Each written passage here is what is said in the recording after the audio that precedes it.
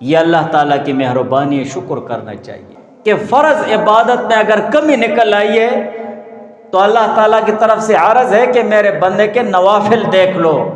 نوافل میں سب سے بہترین درجہ سنت مؤکدہ کا ہے۔ سنت مؤکدہ دیکھ لو، میرے بندے نے فرض نماز اور فرض عبادت کے آگے پیچھے کچھ سنتیں کی ہوں گی، اس کے ذریعے کمی پوری کر دو۔ سنت مؤکدہ میں کمی آ گئی ہے تو سنت زوائد دیکھ لو، سنت زوائد کے ساتھ کمی نہیں پوری ہو رہی ہے، دوسرے نوافل دیکھو۔ یہ اللہ تعالیٰ کی محض کرم نوازی ہے اپنے بندے کو بخشایا کرنے کے لیے، اپنے بندوں کو معاف کرنے کے لیے۔ اللہ تعالیٰ کی طرف سے یعنی اللہ تعالیٰ معاف کرنے کے لیے بہانے ڈھونڈتے ہیں، اپنے مومن مسلمان بندوں کو معاف اور بخشوانے کے لیے بہانے ڈھونڈتے ہیں۔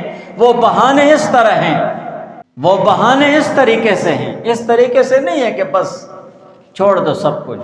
اللہ تعالیٰ احکم الحاکمین ہے، اور اس کی حکم عدولی ہو، اس کا حکم توڑ دیا جائے، اور پھر یہ کہو کہ مجھے اللہ تعالیٰ والعاجز من اتبع نفسہ ہواہا وتمنى علی اللہ، یہ بے وقوف شخص کا کام ہے، یہ دنیا داری سے بے خبر شخص ہے۔